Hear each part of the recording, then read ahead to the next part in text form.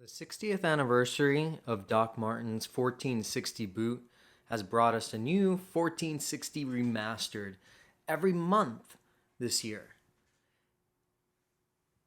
Some of the months have been a little bit different, adding kind of like a little bit of extra flair as we see, or as we saw with the pleasures, having that very I would say breakthrough type split with the patent leather and the smooth leather. And for the month of October, they teamed up with MEDICOM. So MEDICOM makes these toys. And to add on to the boots that they did, which I'll show a picture of the boots right here, they ended up releasing these little figures. They're about 2.5 inches each, and they represent an era of Doc Martens. So we have everything from the 60s to the 2010s.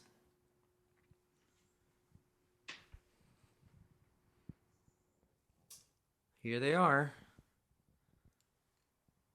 unboxed, each with their own individual personality. So like all of us, we all have our own individual personality. And even though each one of these can discuss a mainstream or popular or some kind of defined group of that era of people that wore Doc Martens, that doesn't mean that those were the only people that wore Doc Martens. So this is not something to really either identify or not identify with. It's just something to enjoy. And when it comes to Doc Martens, our connection with the fandom is the freedom that it brings. And it's all open for us to interpret as we wish. I've included a pair of one of my all-time favorites in the background, just for a couple reasons. For one, for scale, and two, I guess this guy here, this 90s guy, is when I got my start with Doc Martens. And these, even though these aren't the ones from back then, this is the style that made me fall in love with them. I was always a sucker for the cap toes, and yeah, and these old steelies won my heart. So I wanted to throw it there, and what's an episode of STARCRX on Doc Martens without a pair of Doc Martens, right? I'm gonna jump right in. Let's go in order. The 1960s. Now, some of us know, and some of us don't know, that Doc Martens started as workwear. And that was part of its primary focus. And eventually I'll end up doing a full history episode, so I won't go too deep with it. But the vision of having comfortable workwear shoes was, just part of the birth of Doc Martens. But in that, you have the person that's using it for working, the working class. And in the 60s, you could say that a great deal of representation of Doc Martens and people wearing Doc Martens, and still people wearing Doc Martens to this day, are the original skinheads from the United Kingdom. I won't go too deep into the word skinhead, but I want to touch upon it a little bit. I do live in the United States of America, and there is this stigma on that term. And the reason is that unlike the United Kingdom, there's unfortunately the group that calls themselves skinheads for the majority are ones that align with God, it's hard to even say, white supremacy. So when you talk skinheads in the United States, as the majority of people here aren't racist, you get people kind of cringing, like, "Oh, Doc Martens, aren't they? They're skinheads," and they're right, and then they're wrong because it's it's the skinheads in the UK, which are the complete opposite. Here we had skinheads, we had sharps, which are skinheads against racial prejudice, and different other subcultures. But over there, skinheads and rude boys were all together in this culture. So again, I'm not gonna go too deep into it, but I did want to just touch upon it just a little bit, since in the States, skinhead is a bit of a dirty word. So you could see this little guy. What's neat about him, he's got the felt here on his head. That's kind of cool. Some of them have it, some of them don't. He's wearing the braces, as you would call them in the UK. Here in the United States, we just call them suspenders.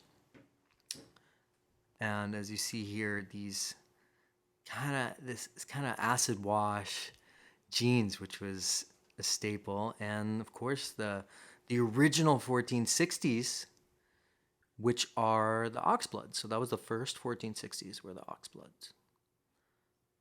So that's this guy. No nonsense, against the grain. He's ready. Having being part of the birth of this rebellious doc spirit. The 1970s. I'll say it again, but we are our own people. So if you were around in the 70s and you wore docs and you weren't like this guy, a punk, which was, that was very strong, and it helped shaped the decade of Doc Martens, was punks at the time. But it was an era, it was a melting pot of all alternative subcultures. So there was many different subcultures then. But this guy is the punk guy. So it's great expression of just, you see the two different contrasting styles, one white and one black. Real doesn't give a F attitude.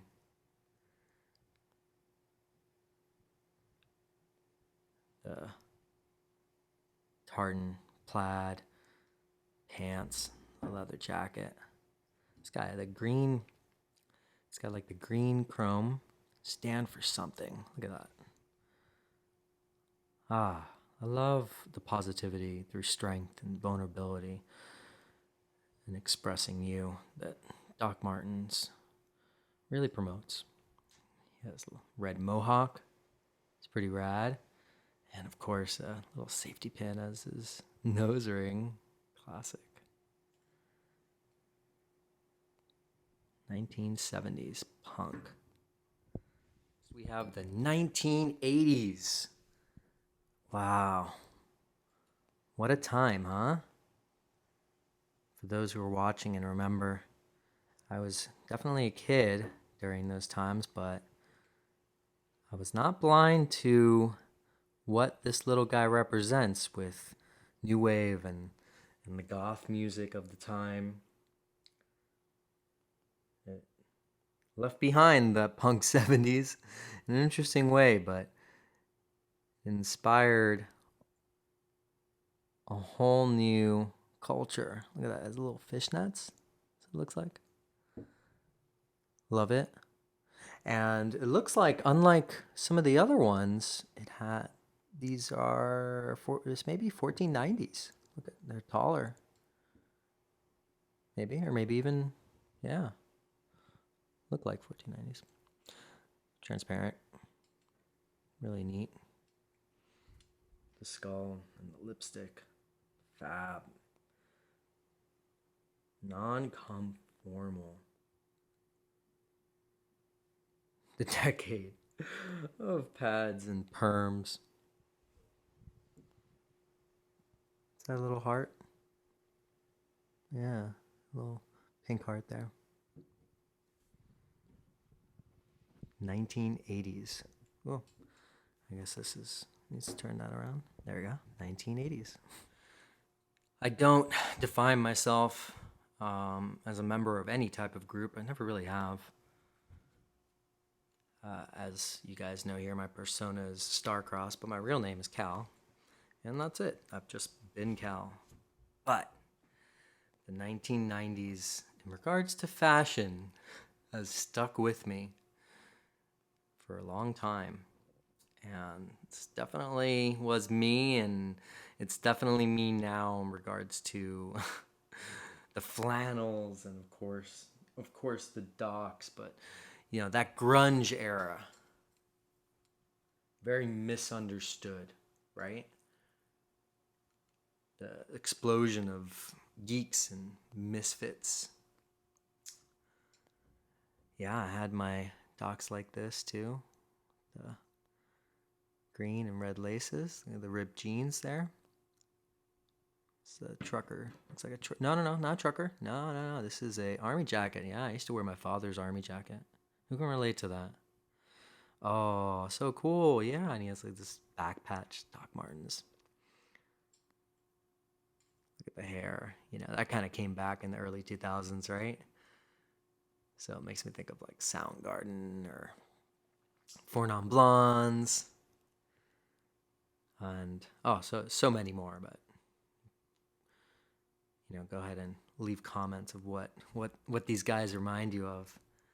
Love the hair and the ear piercings on it. Very cool.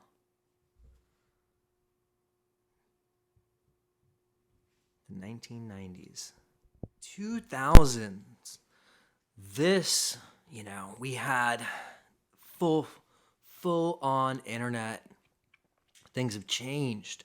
You were able to see things at a distance, even if you weren't privileged enough to travel there. So we got the little kawaii bear, little heart backpack. You know, Doc Martens were a very strong symbol of female empowerment, as they continue to be, as well as, you know, LGBTQ rights and again, you know, a promoter of equality and individuality and strength. This is a great one, you know, the vibrant colors. That changed, right? There wasn't that many vibrant colored docs before 2000s. It's an interesting time. Doc Martens restructured, you know, after almost going under. It was different. The late 90s, it was weird. It's Doc Martens wasn't getting the attention. It was kind of like in a shadow there. And this, and having these styles and shifting over production to Asia really helped out the company, and that's why the company's still around now. And we get these like fun, exciting, different styles. So that was in the 2000s. Very electric.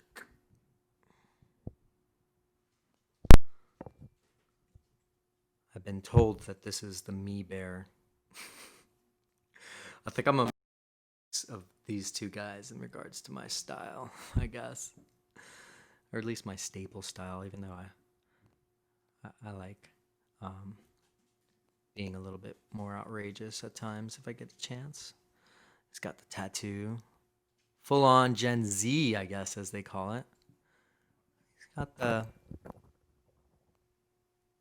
felt head and the beard and glasses.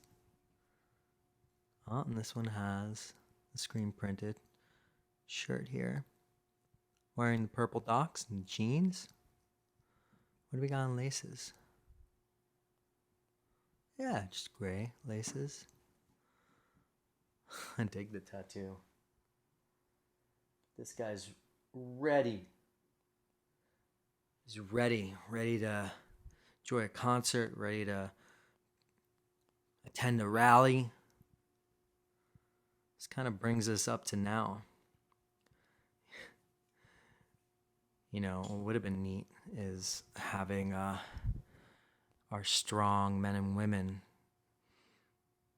on the front lines right now. That would have been a good one. So a medical worker, because, you know, docs, some docs can be very comfortable wearing them all day, being on your feet. Be a good representation, right, Cherry? There's Cherry. Yep. A little cameo by Cherry. So I hope you enjoyed this. My ramblings, and, you know, not so much of a review, but just, you know, you can kind of see they're about 2.5, I think it says like 2.7 inches tall. I think they sold out for the most part, but there's some still available on the Doc Marten site, resellers. I believe they were $30 each on the US site and 22 pounds on the UK site. So if you got them or thinking about getting them or just a subscriber to the channel and get to enjoy them, Cherry wants more airtime. Here they go. All 6. Happy anniversary, Doc Martens. And again, little peek into me personally and how I fell in love with Doc Martens. Maybe I'll wear them today.